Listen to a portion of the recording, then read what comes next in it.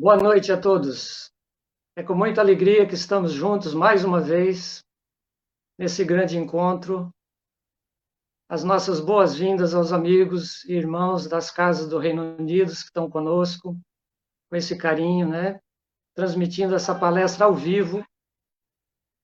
O Grupo Bezerra de Menezes, o Fraternity, o Solidarity, o Spirit Society de Bournemouth, e também no Brasil a Sociedade de Estudos Espíritas Casa de Francisco e Lar de Clara, cujo dirigente é o nosso querido palestrante da noite de hoje, o Newton Souza.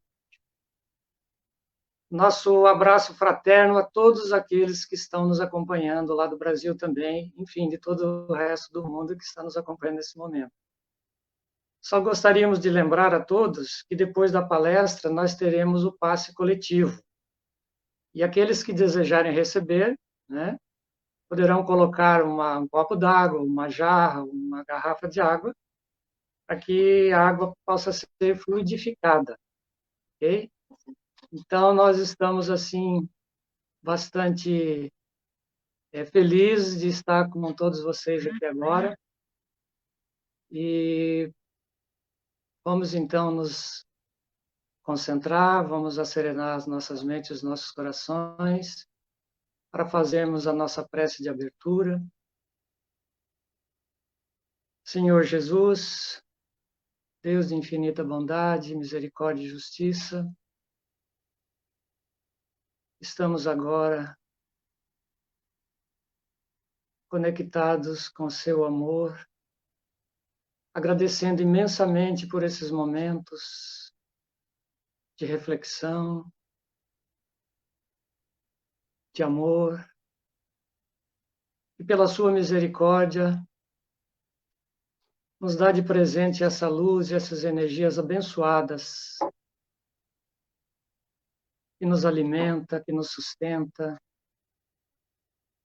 que nos dá a capacidade de continuarmos nesta caminhada, vencendo os nossos obstáculos, as nossas dificuldades. Obrigado, Senhor, mais uma vez,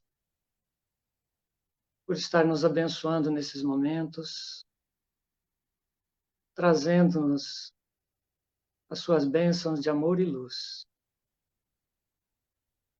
Que a paz de Jesus esteja em nossos corações e que nos preparemos nesse momento para receber as orientações que o palestrante nos traz, com a permissão de Deus e de Jesus. Obrigado, queridos amigos. Então, nós gostaríamos agora de passar o Newton Souza. O título da palestra é Tempos de Testemunho, para nos enriquecer de conhecimentos nesta tarde, de muita luz e de muita paz. Newton, é com você, fique à vontade. Meu querido Pedro, meus queridos irmãos espíritas ou não da Inglaterra que nos assistem nesse momento, é uma alegria imensa nossa estar compartilhando esse momento com vocês.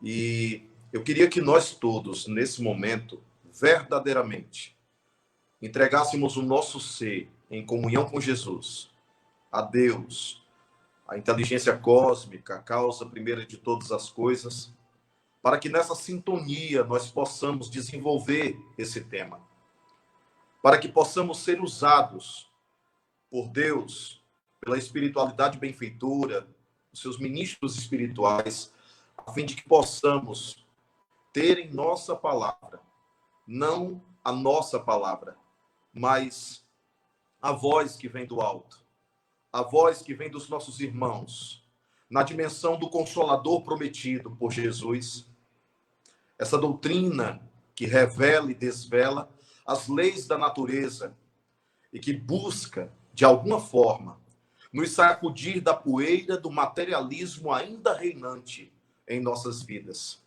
Que possamos ser envolvidos por aqueles que cuidam dos nossos destinos sobre a face da terra, pelos nossos orientadores espirituais, que eles possam estar próximos de nós, nos inspirando às melhores reflexões. Quero abraçar cada um de vocês que eu conheci na Inglaterra, com muito carinho, com muita gratidão, ainda hoje, por tudo que nos acolheram, nos abraçaram e nos deram oportunidade para que pudéssemos levar a mensagem da imortalidade aos inúmeros corações que pudemos encontrar naqueles momentos gloriosos, naqueles momentos doces de fraternidade espírita, além de todas as fronteiras. Graças a Deus, nós temos esse instrumento chamado internet, que faz com que a gente possa estar um pouco mais junto uns dos outros. E através da internet, sentir a vibração do outro, poder abraçar vibracionalmente, fluidicamente, uns aos outros. Eu quero agradecer a Deus por essa oportunidade bendita de agora, desse momento, dizendo a cada um de vocês, nós precisamos urgentemente aplicar a mensagem de nosso Senhor Jesus Cristo. Amai-vos uns aos outros como eu vos amei. Amai-vos uns aos outros. Amai a Deus sobre todas as coisas e ao próximo como a vós mesmos. Amai-vos como eu vos tenho amado. Essa mensagem do Cristo é um dos pilares fundamentais desses tempos de testemunho que estamos vivendo. Aqui pela internet eu estava lembrando das cartas de Paulo e das dificuldades que Paulo enfrentou para disseminar a sua percepção do evangelho aos irmãos cristãos daquele tempo. Eu realmente me recordo disso porque, nesse momento, nós estamos utilizando um veículo incrível e poderoso para fazer chegar as cartas do evangelho aos corações dos nossos irmãos em atitude de fraternidade, em atitude de reflexão, em atitude de alerta e assim sucessivamente. Por que nós escolhemos esse tema, tempos de testemunho? Nós conversávamos com o nosso querido irmão Maurício a respeito de palpitações que acabam percorrendo e atravessando o coração de muitos de nossos irmãos nesse momento que o nosso planeta atravessa. Quero que os irmãos reflitam que não é a primeira nem a última pandemia, levando-se em conta que nós ainda vivemos num mundo de matéria, nós ainda vivemos numa matéria mutável, nós ainda não estamos vivenciando uma matéria quintessenciada, uma matéria etérea, nós não estamos ainda vivenciando um planeta de regeneração. Pelo contrário, nós ainda estamos com os dois pés, num planeta de expiações e provas, e por isso mesmo, tais flagelos acabam ocorrendo. Eu conversava com nossa mentora espiritual, Rosália Nancy, e ela nos revelava que há muito silêncio no mundo espiritual, especificamente porque este momento é um momento terreno, é um momento nosso. Este momento é um momento em que os homens, as mulheres deste planeta precisam refletir, precisam pensar sobre suas atitudes individuais, suas atitudes coletivas, suas atitudes planetárias. A única coisa que ela nos disse, de maneira bastante singular, foi que nós precisamos refletir sobre o que nós fizemos. Porque muitos de nós, nesse momento, costumamos olhar para os céus e perguntar para Deus por quê. Costumamos acreditar que Deus é o autor de tudo isso. Existe uma lei que o Livro dos Espíritos revelou a Allan Kardec na sua pesquisa espiritual junto aos espíritos, que é a lei de destruição. A questão 737 e a questão 738 são bastante claras no sentido de dizer que determinados flagelos são necessários para alavancar o progresso da humanidade. Porque esses flagelos visitam a humanidade em função da teimosia do próprio homem em não ter vislumbrado determinadas lições que Deus já vinha visitando o coração do homem há tempos. E que isso só acontecia em função dessa cegueira espiritual. Significa dizer, irmãos, de acordo com essas questões reveladoras, que nós estávamos momentaneamente cegos para determinadas realidades do nosso entorno, em relação ao nosso semelhante, em relação à estrutura econômica, política, cultural, ideológica, religiosa também. Nós, os espíritas, os evangélicos, os católicos, os religiosos em geral, os frequentadores de templo, estamos todos sendo convidados a construir um templo aqui dentro de nós, a construir uma igreja aqui dentro de nós, a praticar o que Jesus anunciava para a mulher no poço de Sicar, quando ele disse assim: mulher, dia virá em que não haverá templo sobre a terra. Dia virá em que o coração será o altar de Deus dentro do próprio homem. Dia virá em que não haverá templos de pedra, porque o templo será a própria natureza, em que Deus como espírito, que só pode ser adorado como espírito, será adorado em espírito e em verdade. Esse é um dos pilares fundamentais da doutrina de Jesus, da expressão espiritual de Jesus, da espiritualidade crística. E nós precisamos perceber isso, porque nós vivíamos querendo materializar em tijolos a nossa religiosidade. Eu confesso a vocês, fiquei muito feliz em ver o que acontece na Inglaterra. Vocês alugam espaços, não existe propriamente um templo, não existe propriamente um espaço, porque, na verdade, esse processo em que não há uma propriedade de um lugar para se adorar a Deus, convida o indivíduo a adorar a Deus aqui dentro de você. Você precisa ser o templo divino na terra, para que você evite aquela ruptura, a ruptura extremamente nociva, que faz com que você entre num lugar religioso, num lugar dito santo, num lugar dito espiritual, e se sinta espiritual lá dentro. Sua voz muda, seu comportamento passa a ser afável, mas quando você sai de lá, é como se você voltasse a se plugar dentro da perspectiva comportamental do homem velho que você sempre foi. E aí, em casa, você se dá o direito de ser como se comporta, dentro de uma perspectiva, às vezes, agressiva, às vezes pouco afável, muitas vezes irritadiça. Nós precisamos questionar essa postura, porque não é o templo que deve fazer o nosso comportamento. O nosso comportamento precisa ser verdadeiro para evitarmos a hipocrisia, para evitarmos o verniz, para evitarmos esse mundo de exterioridade. O Espiritismo, como doutrina, consolador prometido por Jesus, fruto da profecia crística, em João 14, versículos 14 a 26, o Espiritismo nos convida a uma vida espiritual aqui dentro de nós.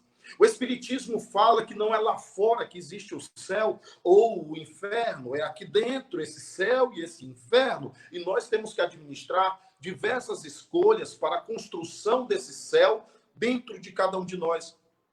Essa dimensão espiritual está gritando nesse momento histórico planetário que nós estamos vivendo. Como quem diz, agora você tem que entrar no teu quarto, e em teu quarto em secreto, orar a teu pai, e orando a teu pai que te vê, te atenderá. Você não precisa mais de olhares em volta de você, olhares humanos em volta de você. Ao mesmo tempo, você está convidado a tempos de testemunho, porque tenho visto irmãos religiosos que creem em Jesus, que creem na ressurreição, que creem na imortalidade da alma. Irmãos cristãos de todas as referências, com medo, apavorados, como se esse corpo nos definisse, mas esse corpo não nos define. Nós somos espíritos imortais, nós somos almas viventes. Deixando o corpo, continuamos a pensar, a sentir, a existir, a ser no mundo espiritual. Então, por que o medo? Mas o medo de perder pessoas amadas. Mas não se perde pessoas amadas, se muda de plano, e de outro plano também se auxilia, se ajuda, também interfere, também interage. Os nossos parentes nos visitam, os nossos parentes usam a ponte dos sonhos para se fazerem invisíveis a nós, ou usam a psicografia dos médiuns, os médiuns autênticos, para poderem dizer, estamos aqui. Simplesmente nós somos herdeiros de um túmulo vazio. Já perceberam? A irmã Rosália dizia assim: vocês espíritas são herdeiros de um túmulo vazio. Querendo dizer que o túmulo está vazio. Se o túmulo está vazio, por que esse culto ao corpo? Porque esse medo, com certeza, é um instinto de conservação mais do que natural. Eu compreendo, eu entendo. Mas esse medo que tira de nós a fé, que tira de nós a esperança, esse medo que faz com que a gente saia pelos mercantis, comprando tudo e esquecendo do outro. Me lembro de uma história de Chico Xavier, quando o grande, cândido Chico Xavier chegava a comprar uma fruta um pouco mais madura e outra mais verde. Uma bem mais madura e uma outra verde. E um amigo que eu acompanhava perguntou: mas Chico, por que você faz isso? Eu disse: porque se eu levar todas as que são boas, vão ficar boas para quem mais? Olha o discernimento espiritual de Chico Xavier no detalhe. Nós precisamos perceber os detalhes. Temos pensado muito pouco nos detalhes. Agora, nossas casas precisam ser verdadeiros cultos do evangelho no lar. Nossos lares precisam ser verdadeiros grupos de oração, de evocação, de comunhão do pensamento, de irradiação do pensamento. Nossas casas, nossos lares precisam ser, e nossos momentos de oração precisam ser, momentos de intercessão por alguém que está doente, momentos de intercessão pelo planeta, momentos de intercessão, porque se nós espíritas compreendemos a lei dos fluidos, capítulo 14 da Gênesis, se nós compreendemos o laboratório do mundo invisível, capítulo 8º do livro dos médiuns, se nós compreendemos que os fluidos obedecem à estrutura das nossas intenções, nos nossos pensamentos, em ondas psicomagnéticas, psicoespirituais, elas serão capazes de alcançar inevitavelmente distâncias incomensuráveis em favor de quem esteja sofrendo, seja de Covid ou de um acidente, seja de Covid ou de um câncer, seja do que for, onde quer que esteja.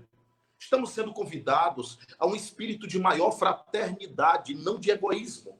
Estamos sendo convidados a um testemunho diferenciado em que não tenhamos medo de morrer. Teremos todos os cuidados, porque até Jesus teve cuidado para não ser colocado na cruz antes do tempo.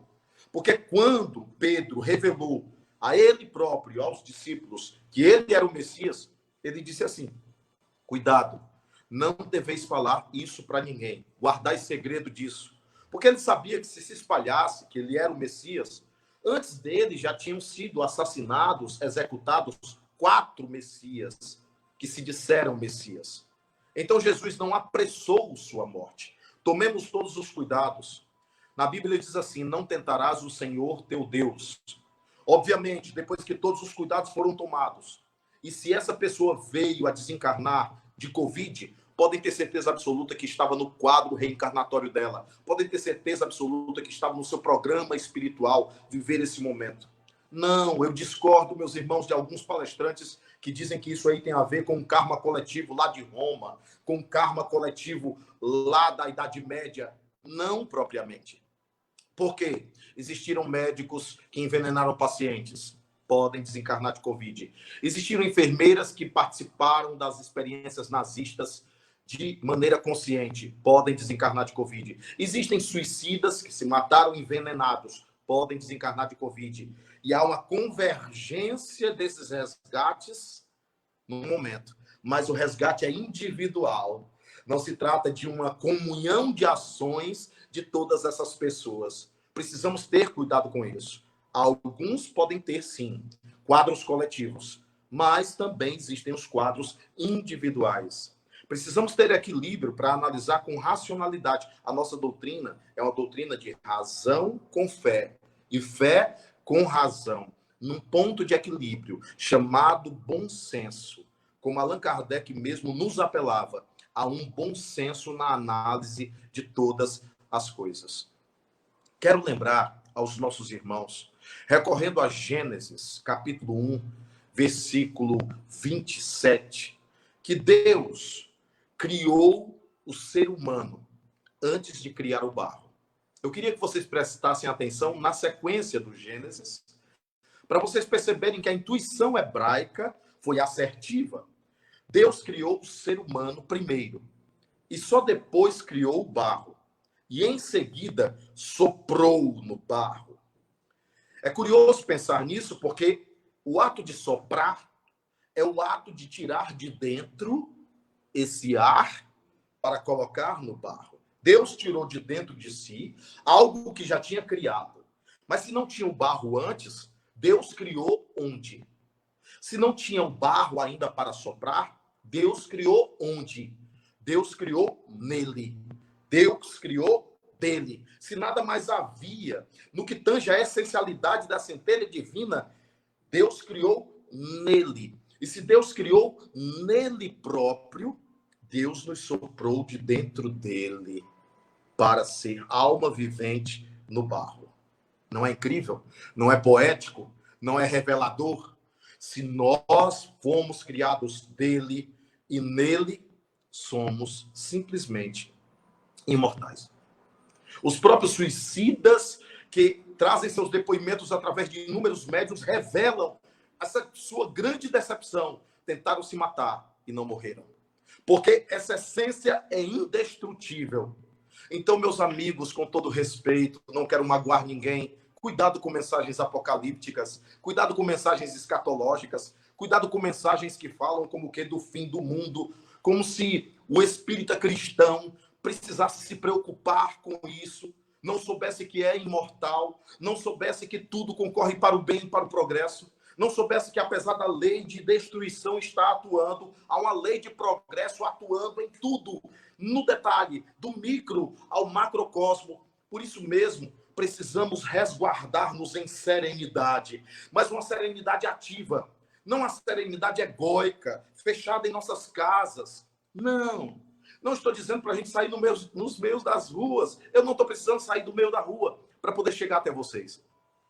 Então vocês façam áudios, façam gravações, façam lives, se movimentem, criem momentos de oração coletiva, criem, através da criatividade, nós estamos sendo chamados a criar outros mecanismos e outros meios de vivenciar o que vivenciamos na casa espírita.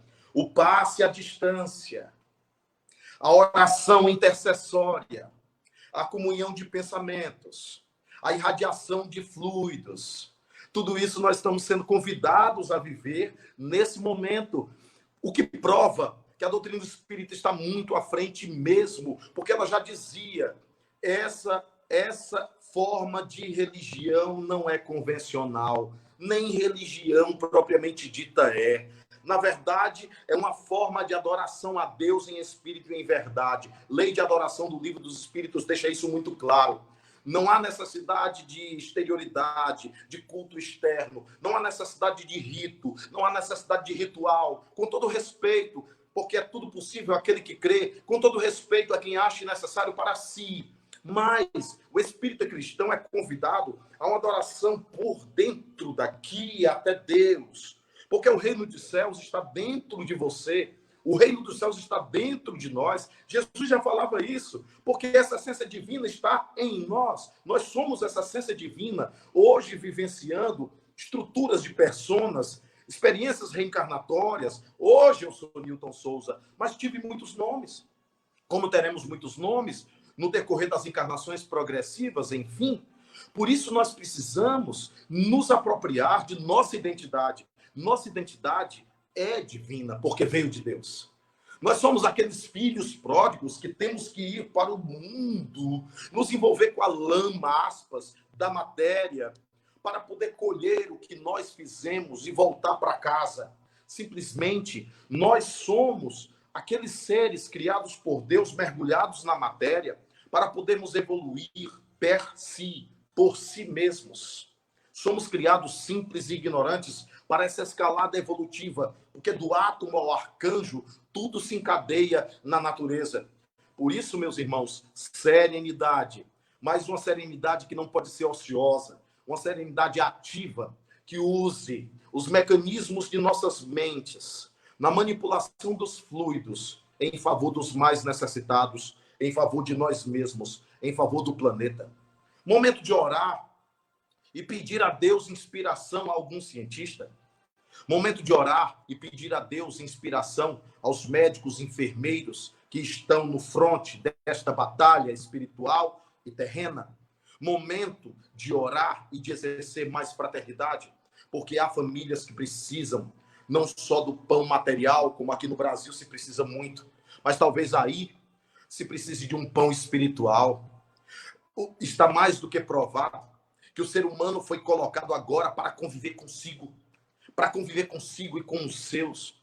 Porque muita gente fugia de casa, porque muita gente saía de casa para tentar viver uma fuga lá fora, porque muita gente usava o próprio trabalho como uma forma de fugir de si mesmo, da realidade, porque muita gente chamava tédio viver dentro de casa, porque muita gente não conseguia sequer reconhecer a esposa, reconhecer o filho, porque muita gente não conseguiu sequer perceber que o filho cresceu, porque muita gente não conseguia sequer brincar com o seu filho, porque muita gente não conseguia sequer mais ler um livro, porque não dá tempo, a vida é corrida, não dá tempo. Como dizia Dalai Lama, me impressiona um homem, passa a vida perdendo dinheiro, ou melhor, passa a vida trabalhando para ganhar muito dinheiro, depois gasta o dinheiro tentando recuperar a saúde e, enfim, morrer. Qual o sentido de uma vida em que você passou a sua vida inteira correndo, suando, perdendo a saúde para ganhar dinheiro,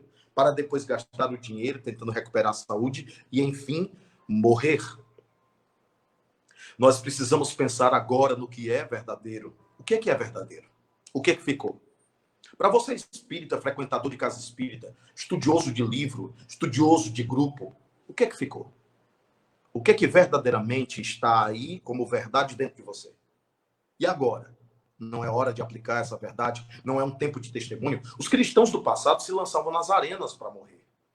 Hoje, nós não precisamos nos lançar nas arenas para morrer, porque a arena está aqui dentro de nós. São nossas feras interiores. Nosso orgulho, nosso egoísmo, nossas sombras.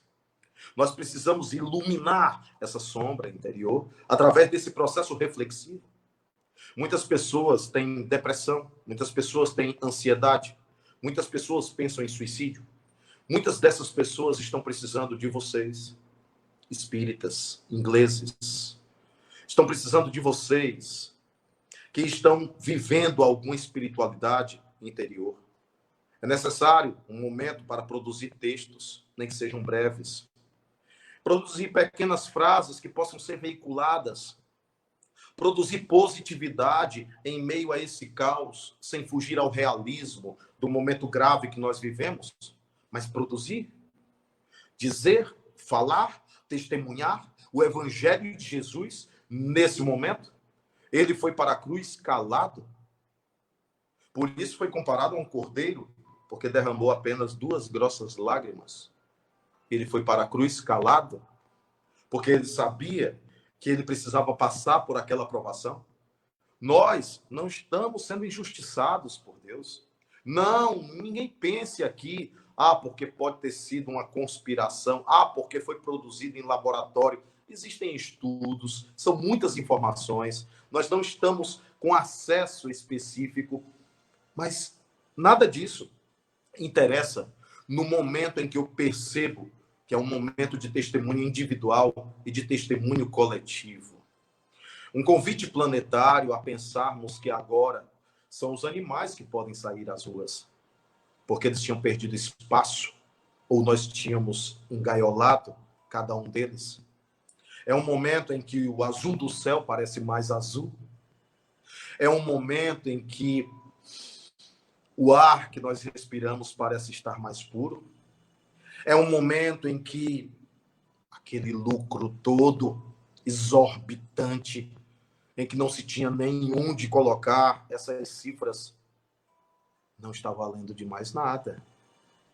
É um momento em que nós estamos sendo convidados a uma simplicidade de termos em nossas casas o básico necessário à nossa sobrevivência, em que nós vamos ter que pensar e repensar o supérfluo em nossas vidas. É um momento de desmaterialização. É um momento de desapego. É um momento que nós já deveríamos estar vivendo, porque agora nós estamos sendo colocados de frente para a nossa finitude. Sim, a nossa finitude corpórea. Sim, porque nós só paramos para pensar nisso no dia de velório. Nós só paramos para pensar na finitude do corpo nos momentos em que alguém, um vizinho, parte para o mundo espiritual. A nossa finitude é real e existe. Os egípcios já intuíam. Os chineses, os hindus já intuíam. Na China antiga, no Egito antigo, já se falava disso. Os hindus, nos Upanishads, nos Vedas, no Bhagavad Gita, já falava dessa realidade. A finitude existe na perspectiva corpórea, na perspectiva da persona, do Newton Souza, do seu Pedro, da Fátima, do Maurício, do Gilson, dos irmãos em geral. E por que a gente não diz eu te amo agora? E por que a gente deixa passar o tempo para expressar abraço, carinho? Já perceberam? As redes sociais tomaram muito tempo da gente, juntamente com o nosso trabalho e a nossa sofreguidão por ganhar dinheiro e construir castelos de areia. E aí a gente não tinha tempo para o abraço. Nós não tínhamos tempo para revelar o nosso amor, expressar a nossa gratidão. E agora aparece um vírus, que também é princípio inteligente do universo. Ele aparece e nos coloca em casa e evita que a gente possa se abraçar. Perceberam? Que nós perdemos o que desvalorizamos. Não tem propriamente a ver com Deus. Deus quer a nossa paz, Deus quer o nosso crescimento, Deus quer o nosso progresso. Tem a ver com a gente, com os nossos desperdícios. Hoje, como tem valor no mercado das emoções um abraço? Hoje, como tem valor no mercado das emoções um beijo? Hoje, como tem valor no mercado das emoções um aperto de mão? Um tapa no ombro para dizer, eu estou contigo, você não está sozinho. Estamos sendo chamados a valorizar essas pequenas coisas. Estamos sendo chamados a um testemunho que retirou de nós tudo que era desnecessário. Que retirou de nós uma religiosidade externa para podermos viver algo aqui por dentro de cada um de nós. Que destronou poderosos. Que fez com que poderosos ficassem aturdidos em seus castelos de areia, em seus tronos de verniz. Sim, porque o vírus desafiou o tirocínio de muitas inteligências. E também revelou muitos tiranos, revelou muitas falsidades, muitas hipocrisias. Um sábio hindu um dia disse, momento de crise, o momento em que você nota que há uma sujeira no canto da sala, é um momento de luz. Você só notou porque há mais luz. Nesse momento há mais luz para podermos enxergar o detalhe que nós estávamos deixando escapar. Qual é o teu testemunho? Você está sendo chamado aqui testemunho nesse momento. Testemunho de fé, testemunho de esperança, testemunho de imortalidade, testemunho de consolação, testemunho de palavra, testemunho de estender as mãos e abençoar, mesmo que à distância.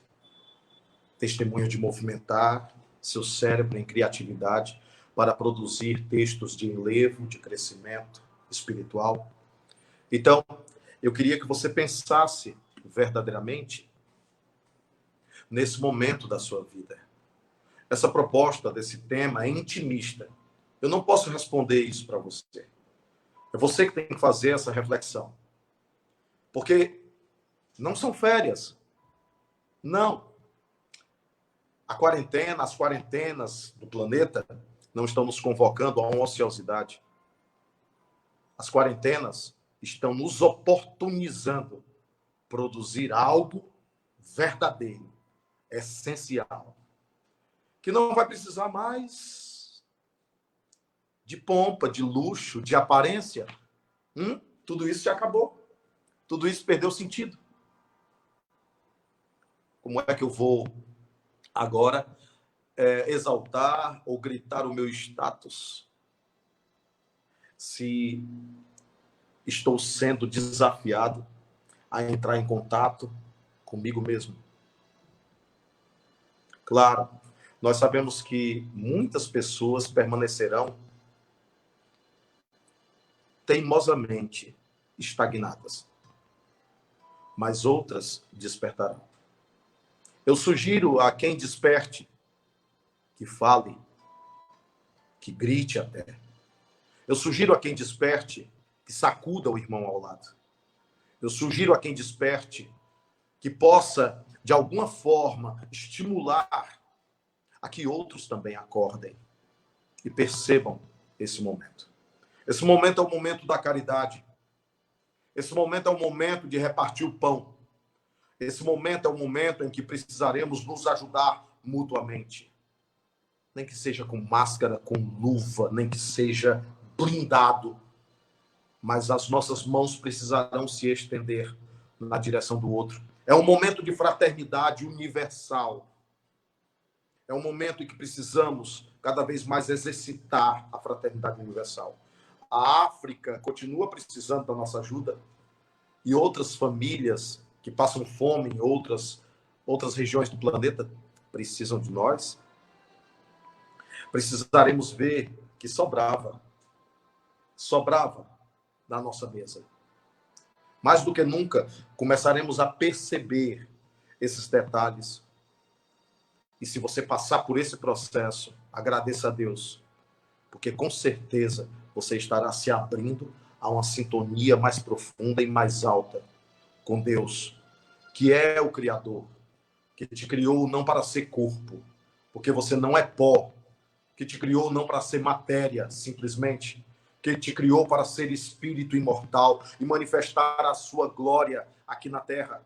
Você está sendo convidado exatamente a isso, a descruzar os braços, a fazer alguma coisa por si mesmo e pelos teus semelhantes, a perceber mais a essência de Deus nesse silêncio.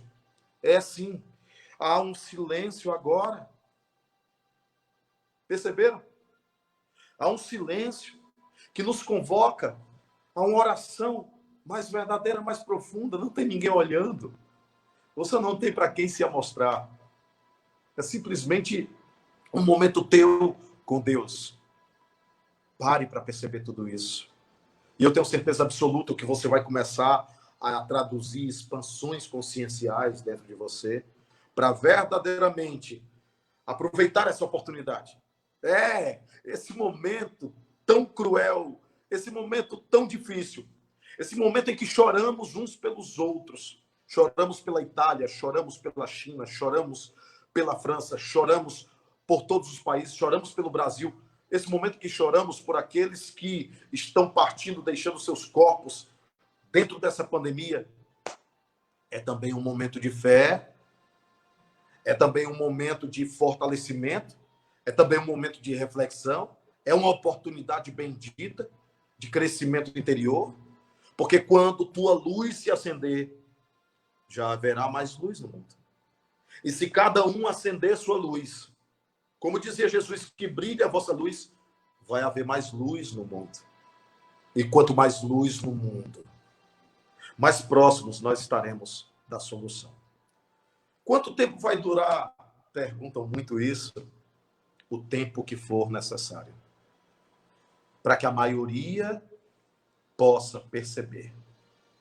O tempo que for necessário. Para que uma parte significativa possa entender, possa compreender todas as lições que nos são trazidas nesse momento. Nesse momento. Volto a dizer para vocês, os espíritos benfeitores silenciam para um testemunho terreno. Vocês se lembram de Joana d'Arc? Nos últimos momentos, ela deixou de escutar as vozes. Porque aquele testemunho era dela, somente dela. É como se Deus dissesse: você não pode se escorar em nada. Você precisa se escorar na sua fé pessoal. Ela ficou sozinha, mas ela ouviu as vozes assim que seu corpo tombou às cinzas. Perceberam? Os momentos de testemunho são solitários. Jesus pediu para os discípulos: orem comigo. E os discípulos dormiram. Um sono estranho. Um sono que não era comum. E Jesus sozinho, no Getsemane, chegou até a dizer: Senhor, se for de tua vontade que eu não sorva esse cálice, que assim se faça. Mas se for de tua vontade, que assim seja. Nós precisamos aprender a orar com Jesus. Se for de tua vontade. Se for de tua vontade. Se for de tua vontade. Colocar a vontade de Deus antes da nossa vontade pessoal. Nossa vontade pode até ser boa. Nossa vontade pode até ser reta. Mas a vontade perfeita é de Deus. A inteligência suprema. Que tudo sabe, que tudo vê. E que nos enxerga por dentro. Eu espero que essas palavras possam afagar você. Eu espero que essas palavras possam encorajar você. Eu espero que essas palavras possam fazer com que você testemunhe o Evangelho de Jesus nesse momento grave da humanidade. Eu espero que nós estejamos de mãos dadas, mesmo distantes, de mãos dadas, para exaltar os princípios da mensagem de Jesus. O homem que não é homem, porque ele é a própria mensagem. Então, quando eu falo de Jesus, eu estou falando da palavra. Eu estou falando da mensagem dele que se corporifica para falar a acústica de nossos corações. Que você possa sintonizar com essa palavra. E ter a coragem que ele teve de dizer: que se cumpra a tua vontade, meu Pai, que está nos céus. Que possamos fazer a nossa parte e entender que Deus cuida de todo o resto. Se soubermos ser fiéis na nossa parte. Eu quero abrir esse espaço, né, que resta para alguma pergunta, algum questionamento. Eu acho que é interessante nesse momento para a gente poder trocar ideias e a gente poder tornar mais dinâmica essa live. Fiquem à vontade, por favor. Eu peço a ajuda do Gilson, do Maurício, do seu Pedro, da Fátima, que possam nos auxiliar nesse momento e que a gente possa responder a alguma pergunta, se vocês puderem me ajudar, por favor.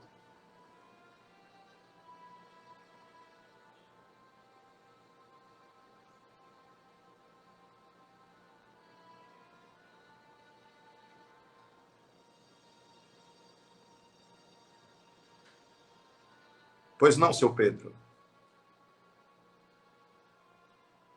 Você falou uma coisa que chamou bastante atenção, talvez vai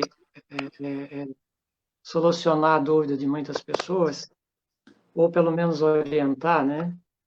É com relação que nessas situações em que nós vivemos hoje, a gente passa a sentir mais gratidão pelo que nós temos, porque muitas vezes nós, nessa correria da vida material, nós não damos valor a coisas assim aparentemente pequenas. E quando nós chegamos numa situação dessa, nós começamos a perceber que aquelas coisas aparentemente pequenas, elas têm um valor muito grande. Então, esse aspecto, talvez você pudesse falar um pouquinho mais para que a gente se conscientize cada vez mais sobre essa questão. Excelente questão, excelente colocação, especialmente porque, não sei se vou dar aqui um exemplo. Vou dar um exemplo aqui sobre camisa. Suponha que você tenha muitas camisas no seu guarda-roupa. É uma trabalheira para poder escolher. Sua atenção é extremamente dividida. Nunca nós tivemos uma geração tão indecisa, porque são muitos estímulos, são muitas escolhas, são muitas opções. E aí a pessoa fica extremamente confusa. Isso também contribui para a pessoa não saber o que ela é. Isso contribui para fazer a pessoa se perder do seu rumo, do seu caminho de autoconhecimento, porque são muitos estímulos externos. É impressionante como o mundo oriental tem muito a nos ensinar. Os iogues costumavam vendar os olhos, tapar os ouvidos, fechar a boca.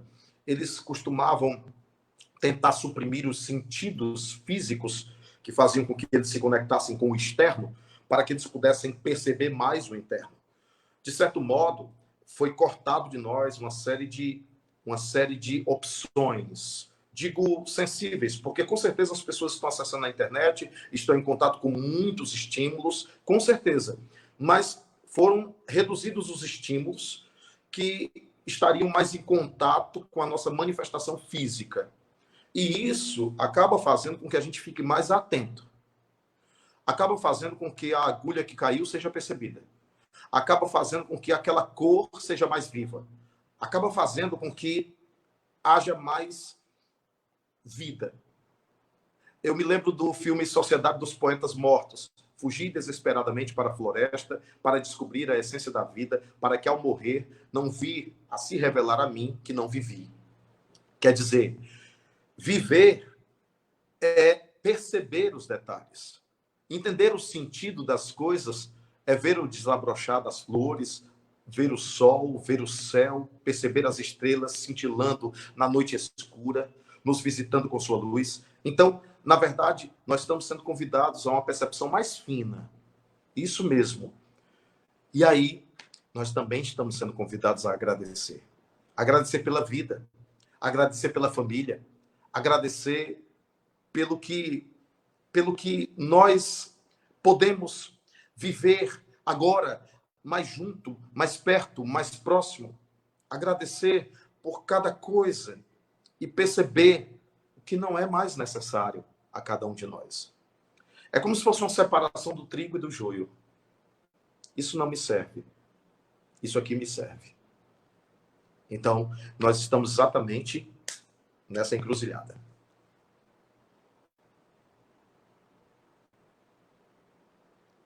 Vamos a uma próxima pergunta.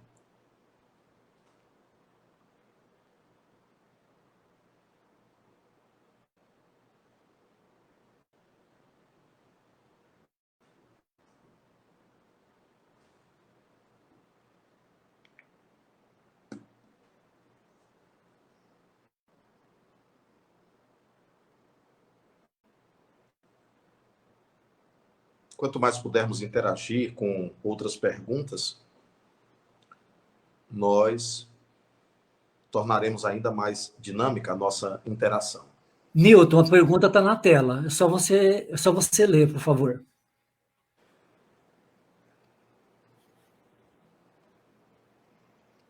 Gilson, eu estou tentando ler, mas está cortado, sabe?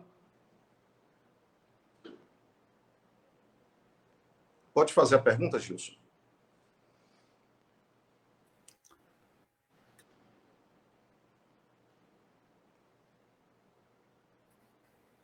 Eu sei que a pessoa começou a pergunta dizendo, quando você fala do tempo necessário, não seria o tempo de reforma íntima? Pronto, é isso.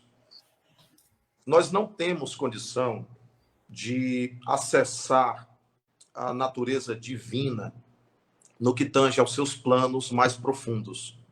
Significa dizer que nós não temos condição de delimitar esse tempo.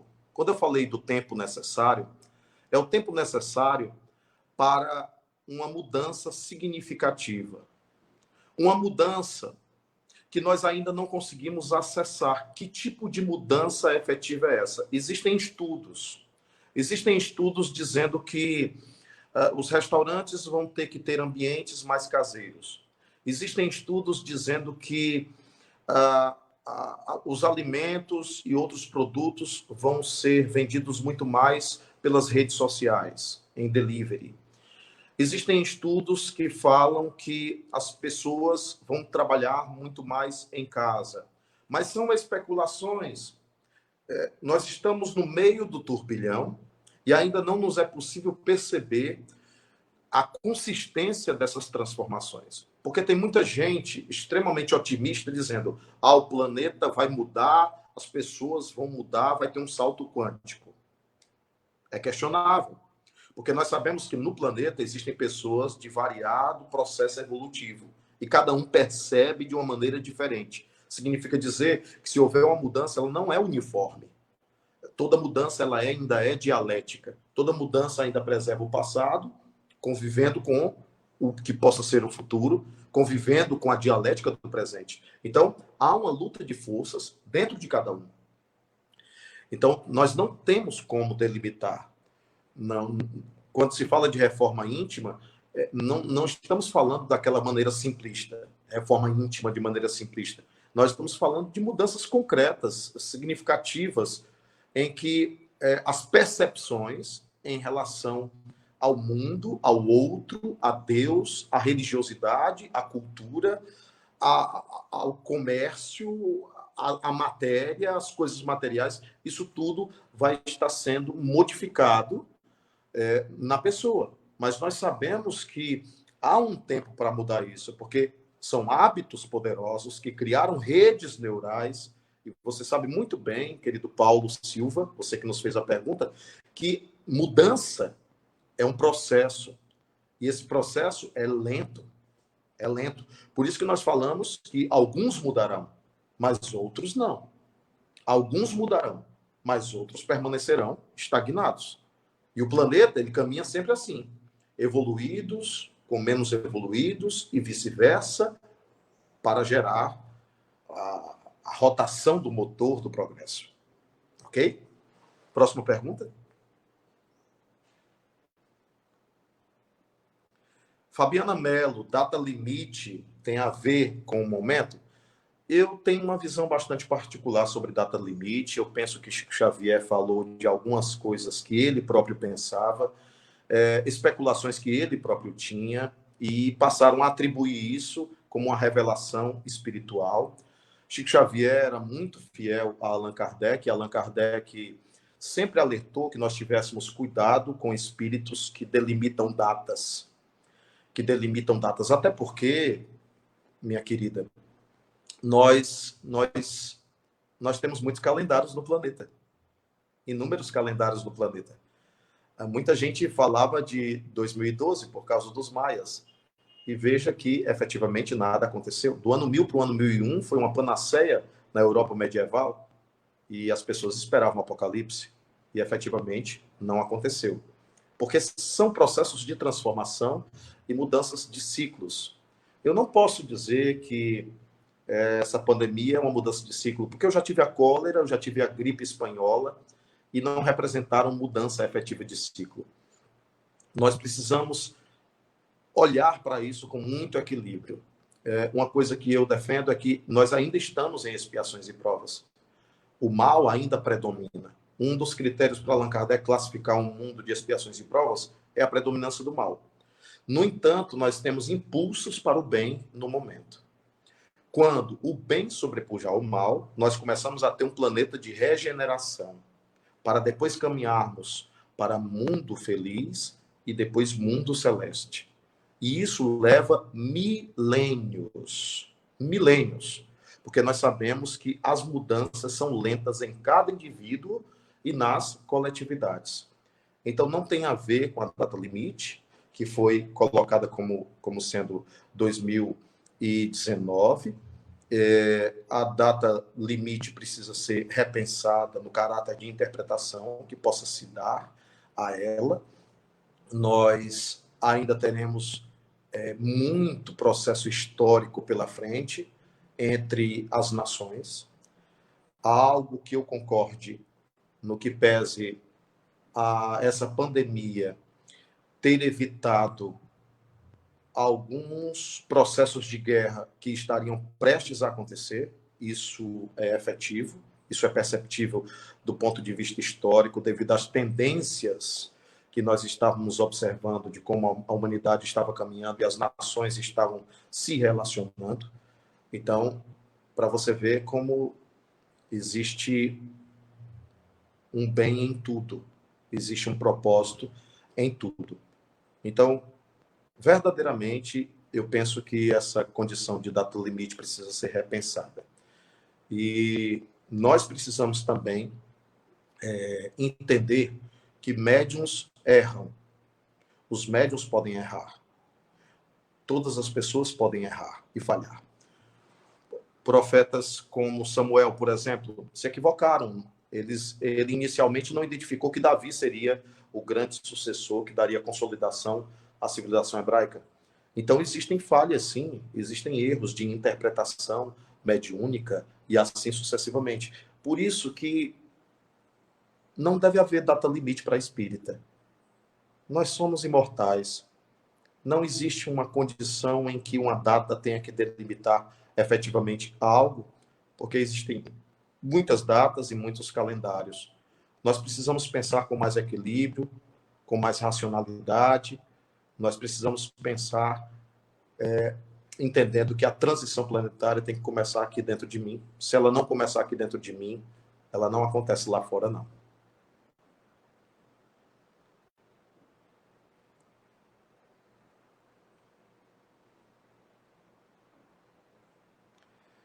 Poliana Sampaio, você pergunta se os irmãos espíritas, por que os irmãos espíritas querem se esconder, não querem assumir que são espíritas?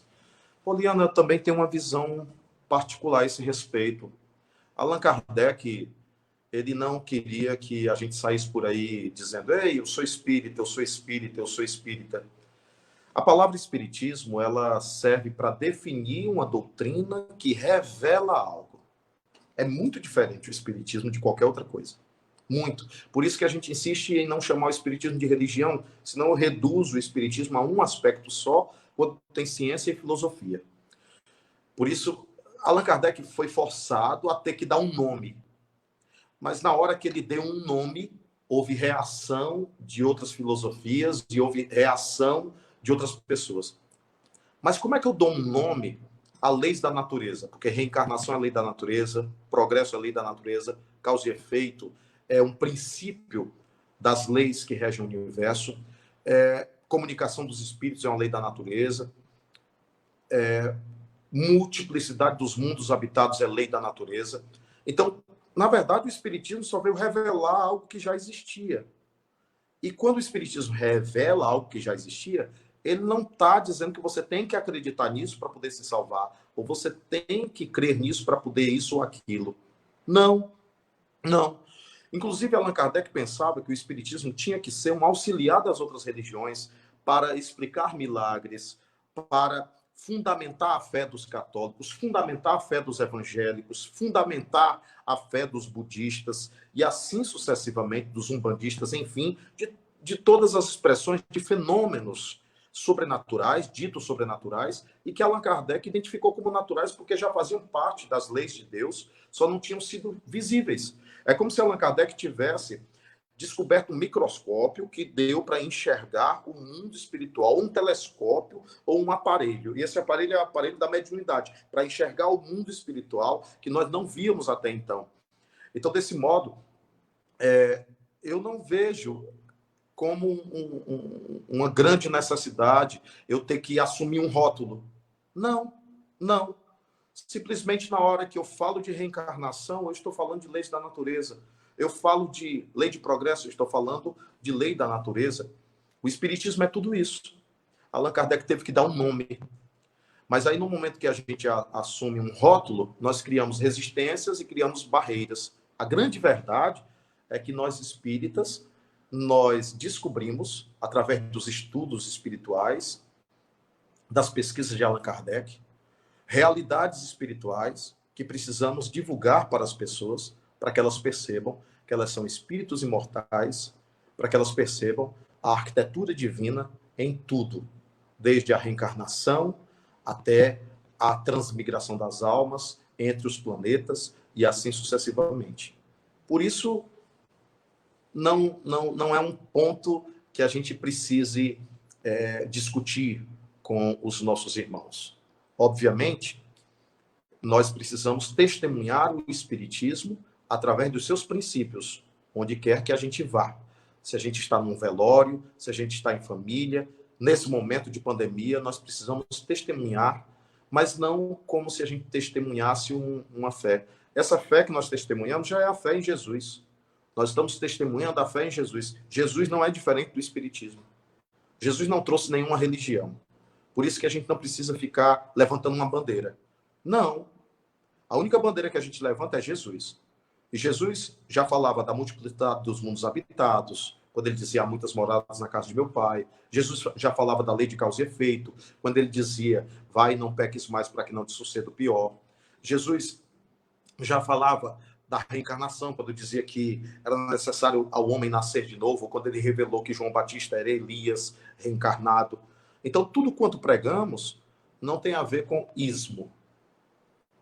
Não tem a ver com ismo. Tem a ver com o que já existe e que já é de Deus. É isso que nós somos, filhos de Deus, antes de tudo, sem rótulos, sem nenhum rótulo.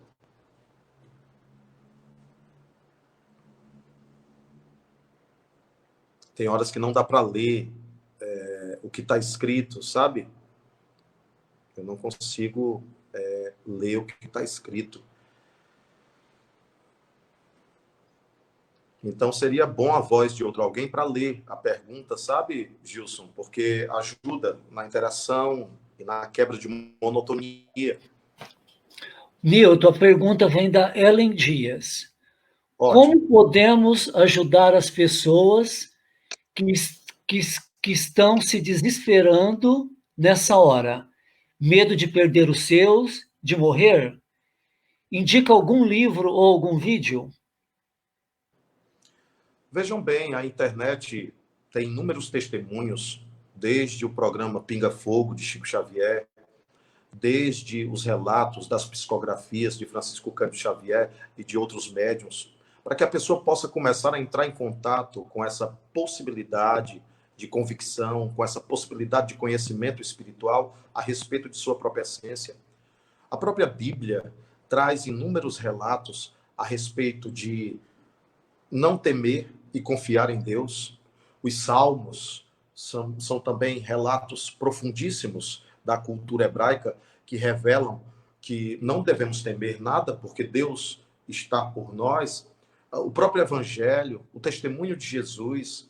Então, você também precisa ler, se aprofundar, para poder melhor ajudar essas pessoas. Mas é muito importante que você não entregue só nas mãos da pessoa, não. Fique junto, telefone, passe um WhatsApp, digite alguma mensagem, mande para ela algum vídeo de palestras que falem sobre essa essência espiritual que todos nós temos. Assim você pode, com certeza, testemunhar e ajudar essa pessoa a também perceber a sua essência espiritual.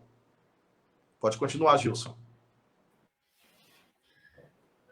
Nilton, sobre a sua fala de levar o evangelho às pessoas, escrever mensagem, como podemos direcionar para os jovens que insistem em não crer na espiritualidade independente da religião? Muitos desses nossos jovens e das crianças da atualidade já foram religiosos em outra encarnação e já falharam muito como religiosos em outra encarnação. Por isso que hoje em dia eles têm tanta resistência à religião. Eles também representam um momento crucial em que a religião é defrontada por causa da hipocrisia. Eles representam também um momento de questionamento para que a futura humanidade esteja livre de manipulações de religiosos que muitas vezes querem deter toda a verdade e assim controlar as pessoas. Então, não veja com maus olhos, porque há uma representação de um novo tempo nisso. Porém, eu diria para você que nós temos muitos subsídios com o Espiritismo para oferecer a esses jovens elementos, principalmente por causa da ciência espírita e da filosofia espírita. Os jovens, eles não estão conseguindo escutar o aspecto religioso, mas nós temos o aspecto científico. É impressionante quando quando a gente estava podendo fazer palestras presenciais, impressionante quando eu fazia palestras científicas, impressionante o número de jovens, e impressionante como eles começavam a perceber Deus a partir dessas palestras científicas. Então, vejam bem, um dos erros da Europa, com todo respeito aos irmãos, é querer empurrar evangelho numa mentalidade que já saturou de um evangelho mal pregado, de um evangelho mal vivido por parte de determinados grupos religiosos. Então, determinadas mentalidades europeias precisam de ciência e filosofia, filosofia e ciência, para poderem se encontrar com Jesus novamente. E o Espiritismo tem todos os subsídios para isso. Precisamos saber usar. Eu descobri que nós precisamos ter cuidado com a didática. Veja bem, uma palestra como essa, cada um vai me entender de um jeito, e eu também vou comunicar de um jeito. E muita gente não vai entender o que eu comunico. Então, muitas vezes, é muito interessante assim. Um amigo meu, que era evangélico, chegou para mim e disse assim: Newton, você que é espírita, me explique o que é que acontece com a minha esposa, porque quando ela chega em determinados ambientes, ela fica impregnada por alguma coisa que aconteceu no ambiente, alguma, sei lá, eu não sei o que é, ela fica estranha, ela fica diferente. Depois a gente veio a descobrir que o casal brigou, depois a gente veio a descobrir que alguém morreu naquela casa. Aí, ao invés de eu explicar para ele, eu disse assim: meu irmão, você leria um texto que eu tenho para lhe oferecer? Peguei o capítulo 14 da Gênesis, tirei uma cópia e entreguei para ele. Ele foi ler com a esposa. Ele ficou impressionado. Ele disse: Newton, eu nunca imaginava que o espiritismo fosse desse jeito. Perceberam? Chico Xavier também fazia isso. As pessoas perguntavam coisas para ele, ele dizia assim: eu acho que tem no capítulo tal do livro tal. Mas o Chico não respondia. Porque ele fazia a pessoa ter o esforço de conhecer.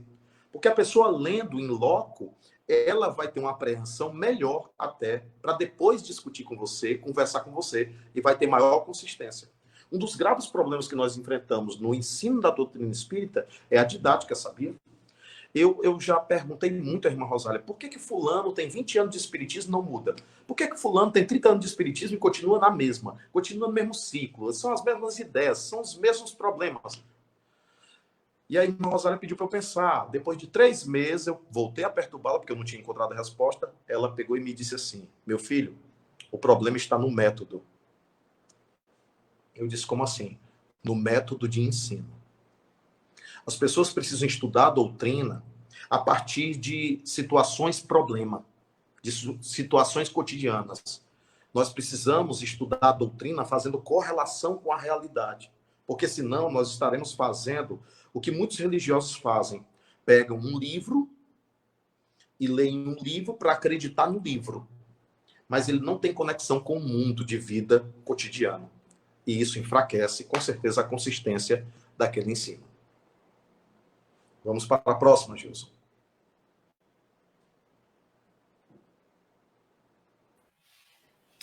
Newton, como devo proceder com uma pessoa que se diz ateu e evita qualquer assunto que envolva religião e espiritualidade? Exatamente. Ele evita todo assunto que envolve religião e espiritualidade, tem a ver com a resposta que eu dei anteriormente. Mas deixa eu dizer uma coisa para vocês.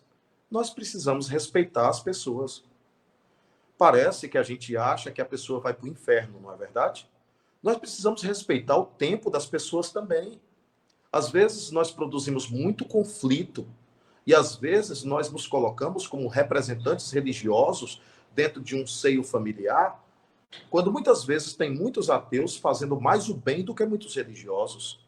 Eu não defendo o ateísmo, aliás, Allan Kardec, ele nos recomendou combater o materialismo. Porque o materialismo produzia toda essa série de inconsciências e de alienação espiritual terrena. Mas nós devemos combater num sentido inteligente. Não adianta querer combater a água com fogo. Não adianta a gente querer combater um aspecto com um aspecto que já está saturado na cabeça da pessoa. Ele não quer ouvir religião, ele não acredita em religião, ele deve ter tido sua decepção nesta vida ou noutra. Ele deve ter tido a sua análise e percepção crítica a respeito dos descaminhos de muitos religiosos na atualidade. Então, é necessário que você possa primeiro testemunhar, porque muita gente quer ensinar aqui, ó, nos lábios, mas não tem exemplo para oferecer. Quando as pessoas começam a ver que algo está nos modificando, que os nossos estudos estão nos transformando numa pessoa melhor, com mais ponderação, com mais equilíbrio, as pessoas começam a ficar atentas para saber o que é aquilo ali. E as pessoas ficam curiosas. Mas muitas vezes tem que partir da pessoa. A gente não tem que ficar impondo nada a ninguém. Saramago, o grande escritor José Saramago, costumava dizer que tentar convencer alguém de alguma coisa é um ato de violência, porque é como querer colonizar aquela mente. Então, nós precisamos ter paciência, ter muita paciência. Digo até para vocês o seguinte, alguns homens de ciência, eles são taxados de ateus, como Stephen Hawking, por exemplo, taxado de ateu, porque o ateísmo lhe desligava de ideias preconcebidas, para que o olhar dele pudesse ficar mais crítico sobre determinados aspectos e ele poder desvelar determinadas leis do universo. Mas nós sabemos que vários escritos de Stephen Hawking revelam alguma sensação ou intuição de uma realidade, de inteligência por trás do universo. Kardec, no capítulo 2, quando ele fala do método, no livro dos médiuns, ele diz assim, não adianta falar de espírito para quem acredita só em átomo. Então, nós precisamos ter sabedoria e falar a partir do que a pessoa tenha de matéria-prima para poder conectar com o que queremos comunicar. Tá? Vamos ter cuidado com algum comportamento de viés atávico religioso que faz a gente pensar que os ateus vão para o inferno só porque são ateus. Na verdade, com certeza, eles terão seus trabalhos, seus desafios, assim como os teístas também terão desafios depois que desencarnarem. Não são só os ateus. Precisamos ter sabedoria e tranquilidade.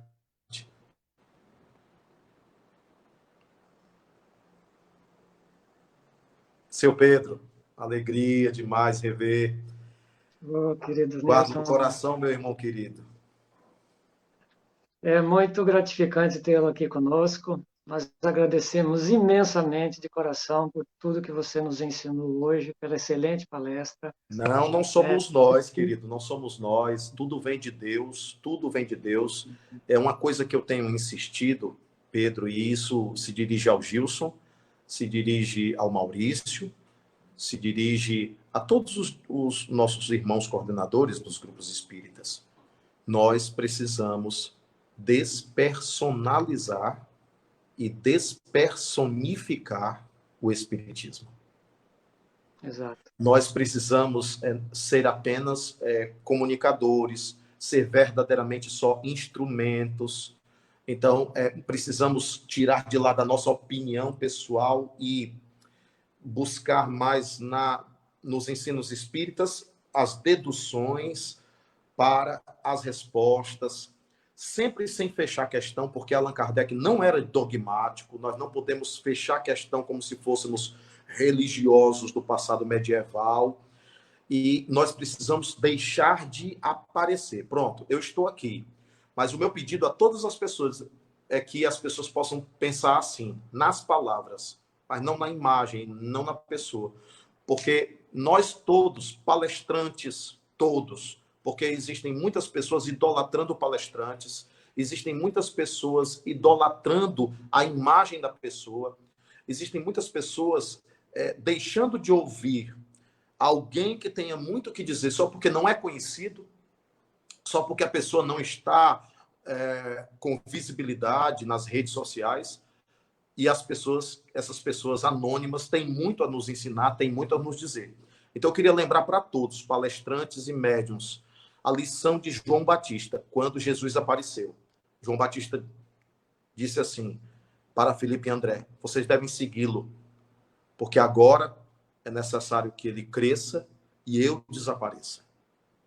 Então, essa live aqui, com certeza é o irmão Newton que está falando com todos vocês. É o irmão Newton que está falando com todos vocês. Mas o irmão Newton está fazendo um esforço para que a palavra dele não seja a opinião dele ou a palavra própria ou a visão própria, mas que seja a ressonância dos ensinos espirituais que nós temos e que precisam ser pensados, repensados e até questionados, porque a doutrina espírita é uma doutrina de livre pensadores, de livre pensamento, que não nos coloca em amarras dogmáticas. Porque quando a doutrina te prende, ela também é escravizadora. E a doutrina nos liberta para gerar autonomia individual de cada um fazer a sua própria transformação interior. Correto. Muito obrigado, Newton. Realmente é isso, né? Muita sabedoria nas suas palavras e um convite a todos nós para que nós realmente voltemos a nossa caminhada nesses princípios, né? Entendendo que cada um de nós é responsável pela nossa caminhada, é responsável pelo nosso destino. E que toda ajuda que possa vir de qualquer pessoa é muito bem-vinda, desde o maior até o menor. Mas que nós é que devemos, nós somos os construtores do nosso destino, né? Então é muito importante essa visão. Muito obrigado, querido, Eu que agradeço. pelas suas orientações. Saudade de vocês, saudade demais. Saudade demais, obrigado. Saudade de ser quase barrado no aeroporto.